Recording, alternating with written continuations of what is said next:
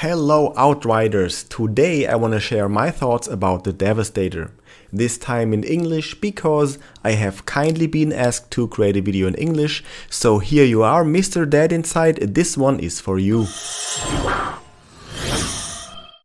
While playing the story missions, I've skilled the Devastator like a tank. So I went full middle tree because I like the idea of having an unkillable tank. Just a massive bulldozer charging into groups of enemies, laughing into their faces as they desperately try to kill me. And well, it worked. I farmed some missions to push me to World Tier 15 to get sweet loot, and I had no trouble at all.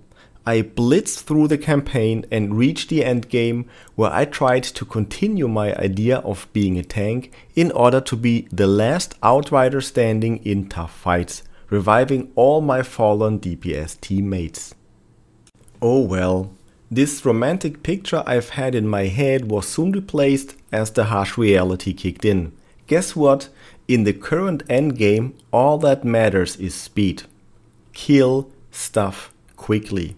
Forget about any tank role you've intended to play with your teammates. Forget about being a support technomancer and actively heal people. This ain't World of Warcraft. That being said, I needed to come up with a new plan as my build was utter garbage for higher expeditions. I know that there is a kind of an anomaly meta for the Devastator, but for now I went almost full top tree and grabbed all the sweet weapon nodes in order to push my weapon damage. And I just got 2 nodes from the bottom tree, the Reservoir to increase my anomaly power by 6% and the Endless Tremors in order to get a cooldown for my seismic abilities. Talking about the abilities, if I go to the skills section, you can see that I have the 2 seismic skills here, so they will benefit from the cooldown reduction.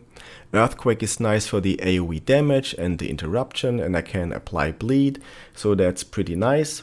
The tremor is also a skill I really like, and the golem for protection.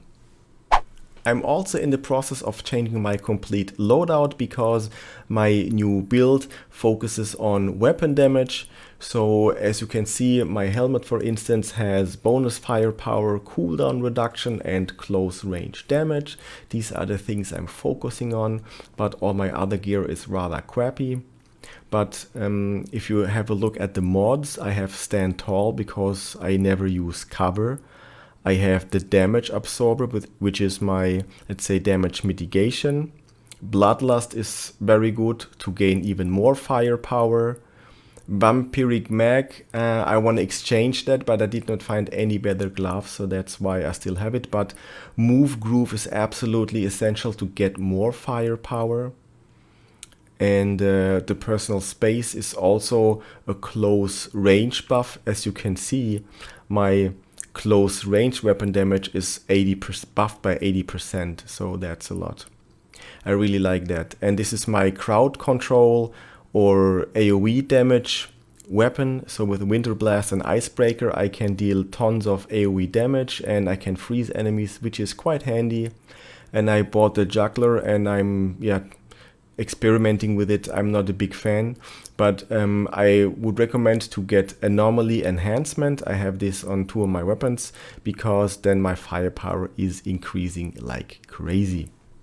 For now, this is working fine until I hit another skill wall, and then maybe then it's time to reconsider switching to the Anomaly meta. But what do I think so far of the Devastator? Well, like I said in the beginning, I was hoping to see myself in a certain role supporting my team, as a Devastator tank or a support technomancer. But as it turned out, none of that is applicable in the current type of endgame we have. Everything is down to turn yourself into a killing machine, ignoring every other mechanic the game might have to offer. You hardly use the cover system, there's no need to develop and apply a cool or fancy tactical approaches to beat a certain mechanic, none of that. It's just a fast-paced or even hectic mass extinction of enemies. I mean, don't get me wrong, it's still fun, I like it. but the Devastator could be so much more as just a plain speed killer.